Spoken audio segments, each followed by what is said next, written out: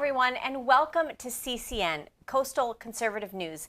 I am Michelle Posey. And I'm Allie Leger. Thank you for tuning in today. There's a lot to cover this week, so let's go straight to our Florida Capitol for this week's Week in Review.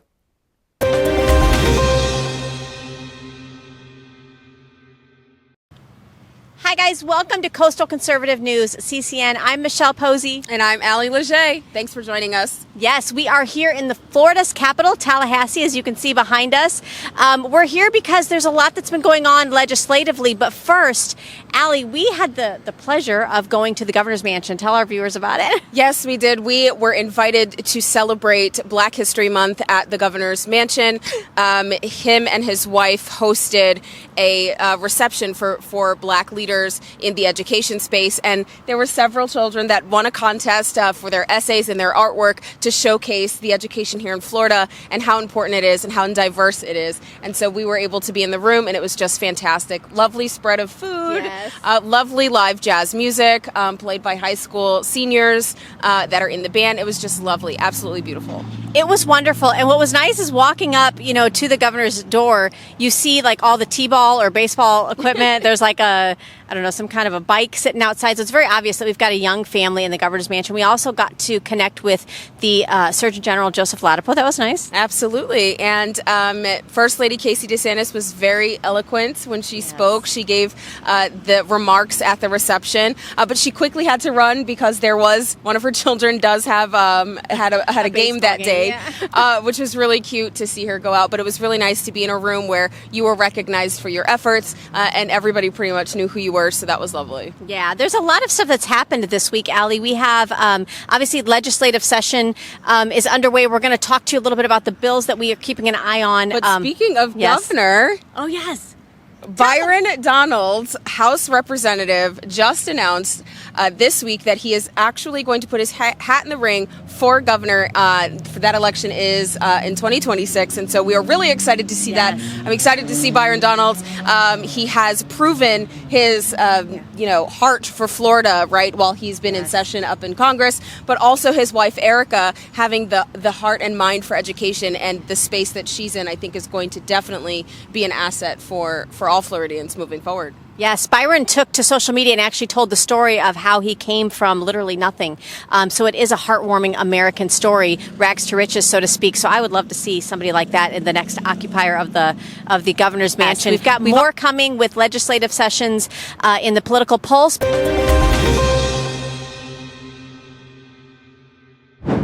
Hi, everybody. Thank you so much for joining CCN. I'm Allie Leger, and this is Michelle Posey. And thank you for joining our Political Pulse. We are going to bring that to you live. We are live today here at Florida Capitol, where we are going to take a deep dive, being that legislative session starts next. We need to make sure that you are aware of the bills that are coming out. That's right. We're going to take it into the studio. That way we can tell you all about the bills that we're watching this legislative session.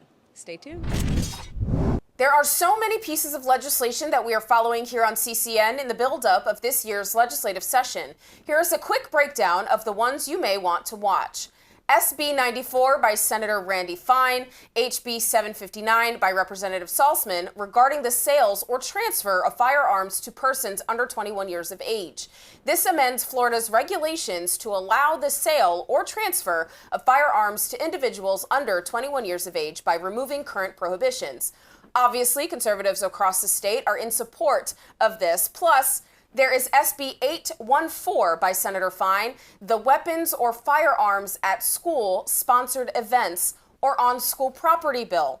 This would expand firearm carry rights on college and university campuses, allowing individuals to carry weapons in dormitories, residence halls, and other campus facilities. That's right, Allie. We are also watching SB 340 by Senator Joe Gruters and the companion bill HB 6011 by Representative Chamberlain as it relates to international health organization policies, mainly I'm thinking the WHO.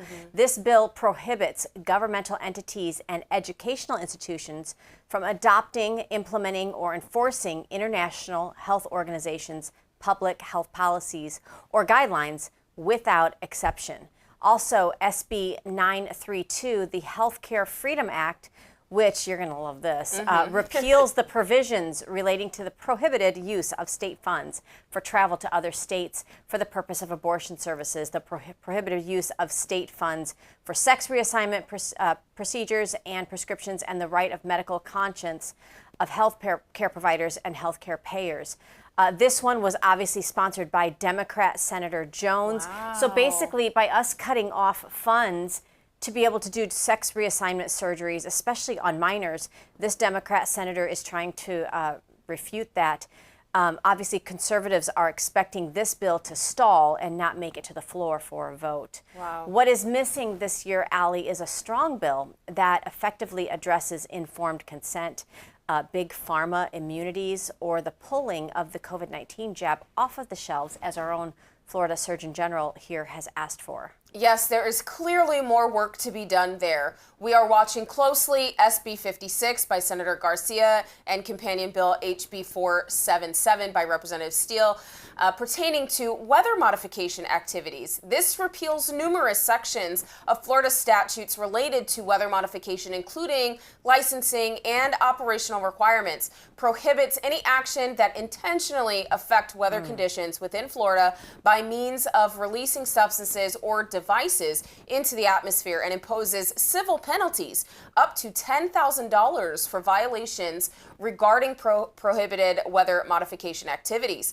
That's a good start, I'd say. Also, there are two bills that explicitly address term limits here in Florida. First, we have Senate Joint Resolution 536 by Senator Ingoglia and House Joint Resolution 637 by Representative Owen, known as term limits applicable to state representatives and state senators. Wow. This would be a constitutional amendment that would give voters in the 2026 general election the chance to limit lawmakers to 8 years each in the Senate and in the House, and foreclosing their path to return to a seat they previously held after being out of it for a period of time. Senate Joint Resolution 536 would stop the practice of people continually running for the same office and bouncing back and forth between chambers. That sounds like a good bill. Yes, Allie. The second bill is Senate Joint Resolution 802 by Senator Ingoglia and House Joint Resolution 679 by Representative Salzman. It's entitled Term Limits for Members of County Commissions and District School Boards. This really creates term limits for members of boards of county commissioners and district school boards. And it is proposing amendments to the state constitution to provide 8-year term limits for members of boards of county commissioners and district school boards. Now, lawmakers already approved and the governor signed a law in 2022 that limits school board members to 12 years. In 2023, lawmakers and the governor reduced that number to 8. The new legislation would prevent future legislators from extending their tenure. There are a number of election integrity bills being introduced as well, so please visit www.coastalconservativenews.com for a list of those. We need each one of you to play an active role in your governance by calling and emailing your state reps and senators to support the legislation that protects our liberties. We will be back with more CCN, including our student segment, after this short message from We the People Health and Wellness Center in Venice, Florida. Imagine rewinding to 2020. Parents obviously can equip their kid to go to school however they want, but there shouldn't be any coercive mandates. Local school board members made a firm decision, enforcing mandates that disregarded the voices of concerned parents. This virus is going after our young children. The emergency school board meeting in Sarasota dissolved into chaos as the board discussed mandating masks for students, which ultimately passed tonight. Refusing to back down, thousands gathered at the Hollow, determined to secure exemptions for their kids. With the support of dedicated doctors, they navigated every path to shield their children from mandates. Yet, despite these united efforts, a darker challenge surfaced. Doctors who issued exemptions became targets, some even losing their jobs for standing by their convictions. That's when the decision was made, a bold new vision to create a sanctuary for children's health and a support system for parents' rights. Thus, We the People Health and Wellness Center was born, founded on a mission to serve, to support and to protect. This vision has since expanded, aligning with the Make America Healthy Again movement and incorporating the most advanced treatment modalities. Additionally, We the People Health and Wellness Center has launched a series of transformative community-based events, each featuring a trusted expert. In December, Dr. Joseph Ladapo spoke about his new book to a packed audience. Next, Dr. Sherry Tenpenny in an intimate lunch and learn. Still to come, Dr. Pierre Corey, Dr. Brian Artis, plus others. The new management, doctors, and staff of We the People Health and Wellness Center stand with you, ensuring that no parent will ever have to face medical tyranny alone again. We are here to empower, to inform, and to support you for a healthier community.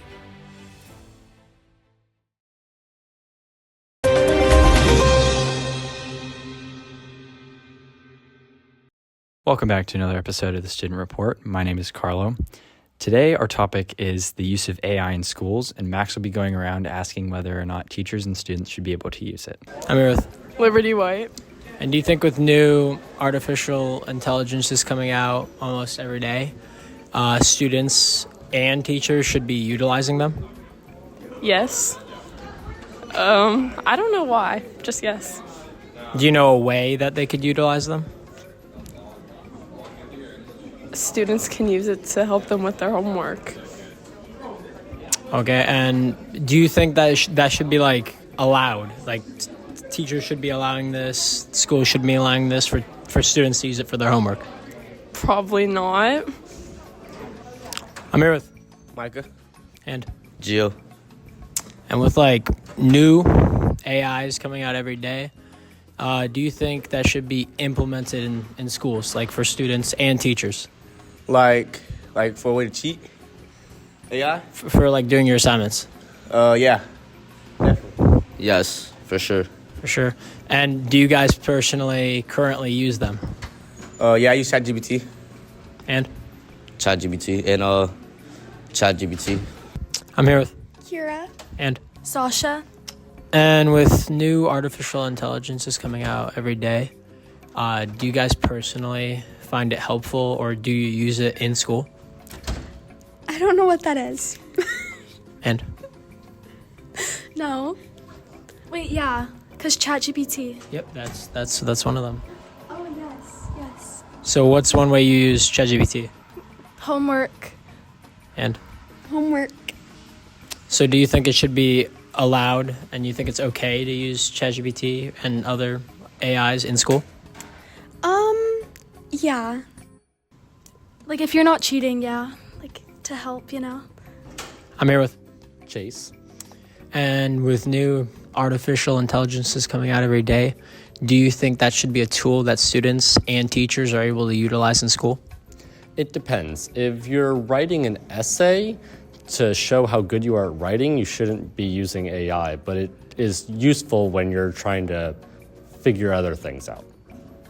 Yeah, like answering questions. Answering questions, sometimes, not on a test. Yes. And what's your opinion on the AI image generation? Like, do you think that should be stopped? Do you think that's okay, or what's your opinion? As long as you don't sell it, I think it's fine to use. Okay. But people that make money off of it shouldn't be using it to make money, because that kind of takes the whole job of being an artist away. Yeah, okay, thank you. I'm here with Aiden. And? Matthew. And do you think with new artificial intelligence coming out every day, do you think that should be utilized in schools for teachers and students? Yes. Hell yes. And why do you think that? Because, it could facilitate more growth for the student, give like the best strategies for learning, and just give, I don't know, I use ChatGPT a lot for like studying and stuff, so I find it beneficial. I mean, it can help the teachers teach students, or the students teach the teachers, can go both ways, Yeah, I definitely, I know. Now, do you think there should be limits placed on that, like certain assignments, maybe art? I think, art has, I think a necessary aspect of art is human emotion. And I feel like AI really can't replicate that. So currently, at this moment, that AI shouldn't be used in art. I mean, I think AI should, like it can give you ideas on what to do, like it can help you draw. It can draw for you, man. Is that art? I don't know. It's a great question. All right, thank you, boys. Thank you, boys. Once again, some great responses from the students. Tune in next week for another episode. Wow, thank you, Max and Carlo, for that reporting. Guys, we will be back with our Faith in Focus segment after this short break. So Joey is our middle child. We have 3 kids. He's 13 years old, and he was born with a chromosome deletion, and he was diagnosed with autism and intellectual disability. When he was 8 years old, he was diagnosed with epilepsy, and he started having seizures almost once a week. When Vic told us about this treatment, and since he had his first treatment, he hasn't had a seizure. He's been seizure-free for over 3 months, and it's been a miracle, really. I wasn't 100% sure if it was going to work on the level that it did, but I can say now, without a doubt, like, it really, really works. Nothing else has worked as good as this. Right. He's been much happier. Like, he's had a lot more energy. He's just been in a positive mood, talking more. Interacting more. Yeah. And just more vocal, and also very funny. Right, and Joey will always be Joey. We love Joey the way he is. We just want him to be happy and healthy. He taught me patience, true unconditional love. Acceptance, yeah, right? I mean, Joey's like an angel. He is an angel.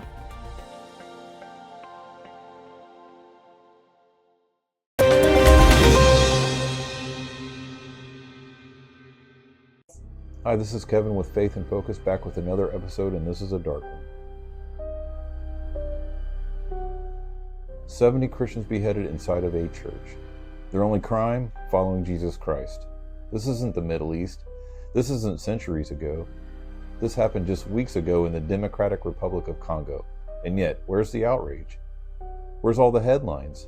This massacre carried out by the Islamist terror group Allied Democratic Forces, or ADF, a faction linked to ISIS, is part of a much larger war.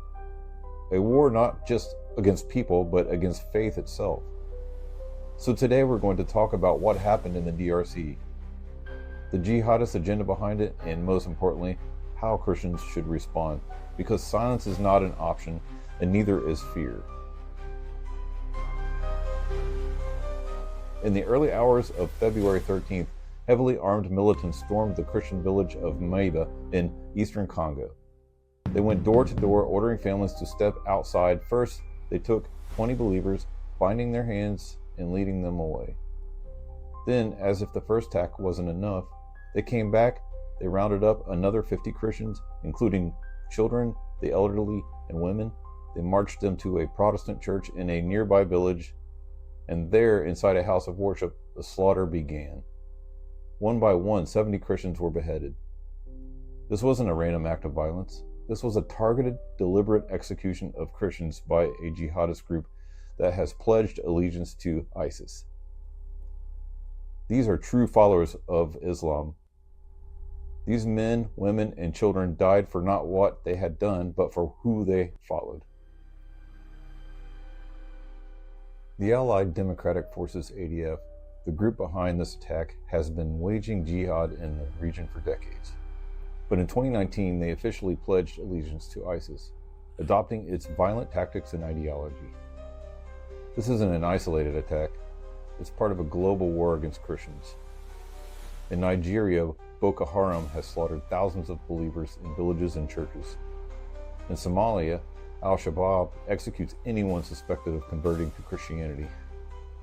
And now in the DRC, the ADF is doing the same thing, killing Christians to spread fear and establish an Islamic caliphate. Yet the world condemned the attacks in Paris while there's global outrage over conflicts elsewhere. When 70 Christians are beheaded in Africa, there's nothing but absolute dead silence. But we cannot be silent, not when our brothers and sisters are dying for their faith. The question is, how should we as Christians respond? First, we must remember the words of Jesus in Matthew 5:10. Blessed are those who are persecuted for righteousness' sake, for theirs is the kingdom of heaven. Our brothers and sisters in the DRC were persecuted, but the reward is eternal life. Second, we must stand firm in faith. 2 Timothy 3:12 tells us, "Indeed, all who desire to live a godly life in Christ Jesus will be persecuted." The Bible never promised us an easy road. It promised that if we follow Christ, we will face trials. But it also promised that in the end, Christ wins. And third, we must act. Pray for the persecuted church. Pray for those in the DRC who are mourning, for the families who lost loved ones, and even for their prosecutors. Because Jesus himself said in Matthew 5:44, "Love your enemies and pray for those who persecute you." Speak out if the media won't cover it. We will. Share their stories, raise awareness, let the world know what's happening. And if God has placed it on your heart, support ministries helping persecuted Christians, groups like Open Doors, Voice of the Martyrs, and Samaritan's Purse. So today, we honor the 70 who were martyred in the DRC. We pray for those still suffering, and we stand boldly without fear, knowing that Christ is victorious. Now I ask you, what will you do today? Will you stay silent, or will you stand for the persecuted church? Because this is not just their fight, this is also our fight. Thank you, Kevin, for that faith segment this week. Yes, it's wonderful to have a free speech platform that welcomes a discussion of our faith, right? That's it for us this week at CCN. Make sure you like, subscribe, and follow us for the latest. Also, share with us any stories you would like for us to cover or to highlight here. Contact at coastalconservativenews.com. You guys have a wonderful weekend. Have a good weekend.